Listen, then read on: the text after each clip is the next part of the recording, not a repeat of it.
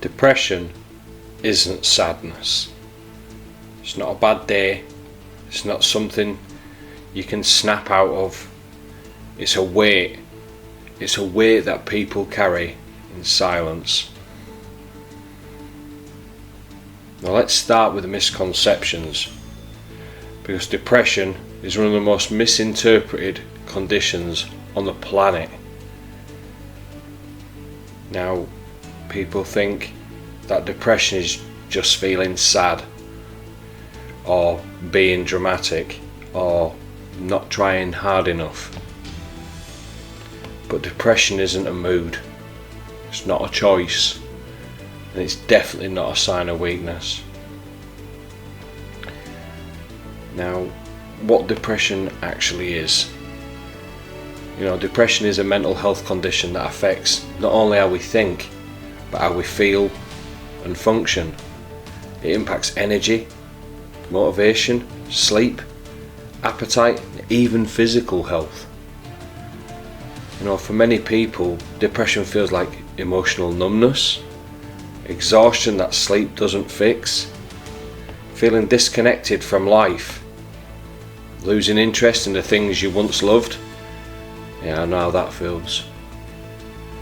Yeah, that's not a nice way to feel, especially when it's the stuff that you love the most, the things you love to do. Heaviness you can't explain, and it's also saying that your mind it's turned against you. But here's something really, really important. Depression doesn't always look like sadness. Sometimes it looks like smiling, working, functioning, pretending. High functioning depression is real and often invisible. Now, depression is not laziness. It's not attention seeking. And it's not personal failure. And it's not something we can fix with positive vibes. Now, people living with depression often fight battles that no one sees and still show up for work, family and life. Now that's not weakness to me. That's strength. That's real strength. Now, depression doesn't look the same for everyone. There's many different types of depression. There's persistent depression, a long-term, low-level heaviness that never fully lifts. So imagine, let's put it in visual terms, a very thick fog bank that just doesn't seem to lift no matter how much sunshine there is. Major depressive episodes as well.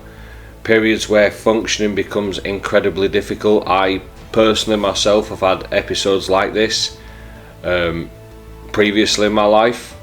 It's been a long time since I've had a major depressive episode, but yeah, it's no fun. It's no fun, and anybody else who's had these sort of episodes will tell you the same thing. Atypical depression, where your mood can lift temporarily, but the weight returns. So it's just like, it maybe just put it to the side for a bit and then it comes back. Situational depression. This can be triggered by life events, grief, trauma, stress, heartbreak. It can manifest itself in many ways after many life events. And that's the truth. Depression doesn't care about your age, gender, success, or strength, physical strength. It can affect anyone, even the people who seem the most put together. I mean, let's have a look at some of these, some of the more high profile, people with depression. I mean, personally, people like former Linkin Park singer Chester Bennington. All the last pictures you see of him and stuff, always happily and looked like he had everything figured out. Didn't really end that well, did it? Or even for a childhood hero, Robin Williams, a man who spent his career making people laugh but couldn't make himself smile. That's absolutely tragic, and it's still one of them sort of stories that I hear and I'm like, how? But Like I said, it doesn't matter about your success, your money, doesn't matter if you're a Hollywood icon or a rock star. It can get to you, and it did. And unfortunately, they couldn't be saved. Now, living with depression, it don't get said, it don't get talked about enough. People with depression can and do live meaningful and fulfilling lives. Not by pretending it's not there, but learning how to navigate it with compassion and support. Now, through my experiences and people I've spoke to, the following are some of these things, some things that we can all try, especially when depression hits, to maybe help lift it. It might be helpful. Small, manageable routines, not strict schedules, just anchors that reduce decision fatigue. You know, gentle movement. I'm not saying go do workouts or marathons, just motion that reminds your body that it's alive. Breaking isolation, not forced socialising, just one safe connection. So if you've got that one person who truly understands what it's like, it could be a partner, it could be a friend, it could be a work colleague, it could be a family member, just go ask them to come over or go see them if you can. It will help. Creative expression. Now this is what helped me. I love cooking and stuff like that. When I feel, you know, a depressive episode or a little bit not myself and stuff, into the kitchen I go, and it takes my mind off it because I know I've got to concentrate. So stuff like art, writing, music, ways to release that words can't. You know, something creative. I believe in that. It's a big thing, and I think we should all, at least, even if it's a new thing, try a new hobby. You know, and obviously the main one is obviously get professional support when it's needed. And that's not because you're weak, it's because you deserve support. You know, it's not an easy thing to live with, is depression, but so get your professional help when you can. There's no shame in it. It's actually a sign of strength asking for help. Now, celebrate your tiny wins. Another big thing that can help with mindset, especially when depression hits. You know, just getting out of bed, showering, eating. You know, these are victories that we should be celebrating. And that might sound trivial and maybe even a bit daft, but you know, if you are having a majorly depressive or a depression, you know, flare up, should we say, these are things that are worth celebrating in your own mind, or even, you know, just to make sure that you're getting through the day one more time. You know, healing isn't linear.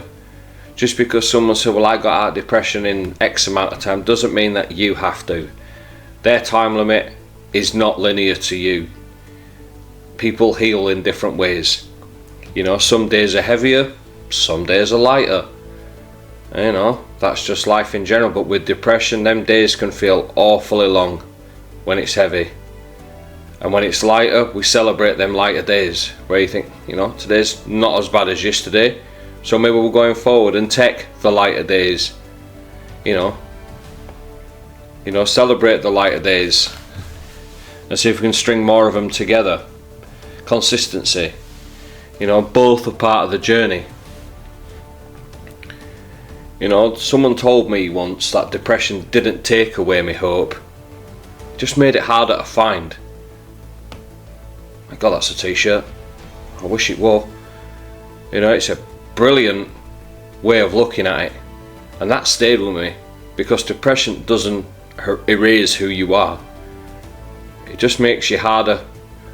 It makes it harder to feel connected to yourself.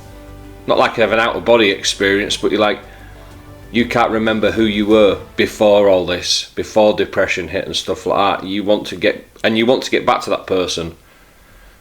You know, that confident, outgoing, happy person and stuff like that. And it's not just about a mood, I know that.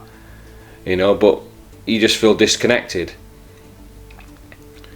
You know, but connections can be rebuilt, like anything, slowly, gently, and together.